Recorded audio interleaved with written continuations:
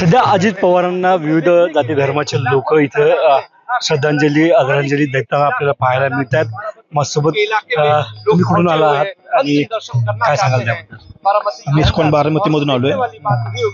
दादा म्हणजे आमच्या घरातलंच एक व्यक्ती होते आणि घरातली व्यक्ती गेल्याचं जे दुःख होतं ते दुःख आम्हाला प्रचंड होत आहे. त्यांनी जे काही बारामतीसाठी केलं ते एक अद्वितीय आहे.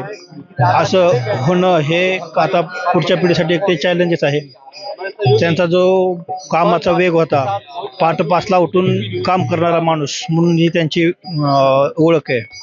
असं म्हणतात की सूर्यसुद्धा 5ला उगवत नाही, पण दादा मात्र 5ला उठून ते पूर्ण बारामतीची पाहणी करायचे, प्रोजेक्टमध्ये जाऊन ते प्रोजेक्ट पाहायचे, प्रत्येक गोष्टी चेक करायचे.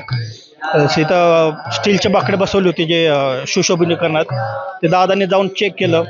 त्यांना स्टीलचं बाकडे हे लॉंग लाईफ जायचं नाही म्हणून त्यांनी परत सिमेंटचे बाकडे बसवले जे करून 50 वर्षे टिकतील. इतका त्यांचा मोठा पुढचा दृष्टिकोन होता. त्यांचे 2030 पर्यंत अजून कशा प्रकारे डेव्हलप करायचे हे त्यांचा प्लॅन ऑलरेडी तयार होता आणि त्यानुसार त्यांनी वर्किंग पण चालू केलं होतं. काय तुमच्या काय भावना आहेत? काय सांगाल? आमच्या भावना, दादा हे प्रत्येक फॅमिलीशी निगडीत असणारं व्यक्तिमत्व होतं आणि आज प्रत्येक फॅमिलीतला माणूस गेलेल्यासारखं झालेलं आहे. कारण का की प्रत्येक काय नाळ दादांसोबत जुळलेली होती? हो, दादांना मी 2 महिन्यापूर्वीच भेटलो होतो.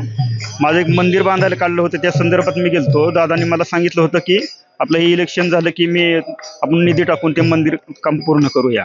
मी 2 वेळा भेटलो होतो दादांना. दादांचा प्रत्येक शेतकऱ्याशी आणि प्रत्येक फॅमिलीशी संबंध असा होता की दादाचं जे व्हिजन होतं ती प्रत्येक व्यक्तीला पुढे ठेवून होतं. कारण आता 10 ते 20 वर्षांनी आम्ही पाठीमागं गेलोय. बारामतीचा विकास ज्या पद्धतीचं डेव्हलपिंग पवारसाहेब करू नाही शकणार का? पवारसाहेब करू नाही शकणार. पवारसाहेब बी करून शिकले, पण दादांचं व्हिजन वेगळं होतं. दादांचा एक प्लॅन जे होता ती संपूर्ण सगळ्यांना बरोबर घेऊन जाण्याचा होता.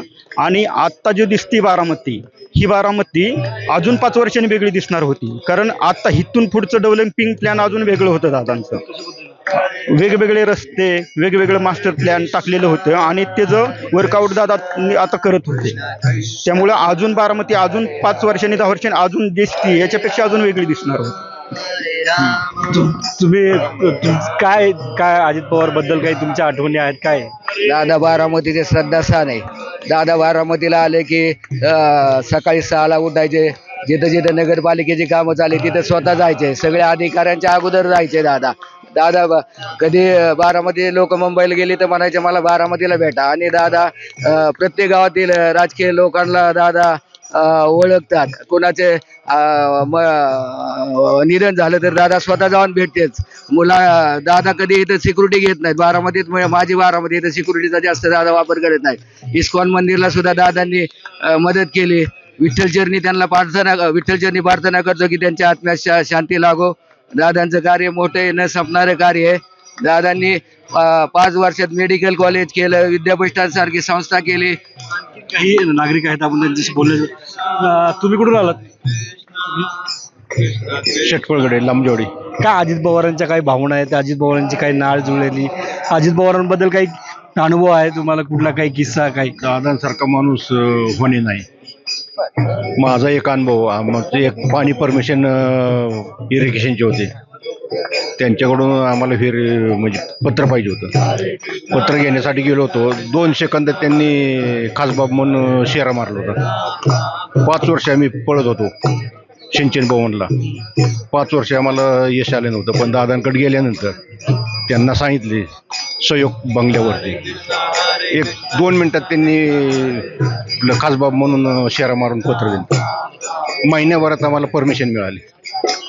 पण काही राजकीय नेते आहेत, जे विरोधक राजकीय नेते आहेत, ममता बॅनर्जी असतील किंवा इतर राजकीय नेते असतील, ते म्हणतात की अजित पवारांचं अपघाती निधन नाही आहे, ते कुठतरी त्यांचा घातपात झाला आहे. तुम्हाला वाटतं? नाही, असं काही होऊ शकत नाही. का तर दादा हे खाली तळागाळापासून जनतेत लहान मुलापासून त्यांना दादा म्हणजे कोण आहे ते आता ही विरोधकांचं ही पोरकी कोण भरून काढून? ही जी पोरकं झालेलं आहे, कोण भरून काढेल? आता त्यांच्या कुटुंबातून कोणाला तरी संधी देणं गरजेचं. इथं इस्कॉनचे जे कार्यकर्ते आहे, इस्कॉनचे जे पदाधिकारी आहेत, तिथं अजित पवार यांना श्रद्धांजली द्यायला आलेले होते आणि त्यांनी आपलं मत जे आहे ते मांडताना आपल्याला पाहायला मिळालं होतं. Cameraman Kalpesh More sir, Sumit Salve, LS Marathi, Baramati.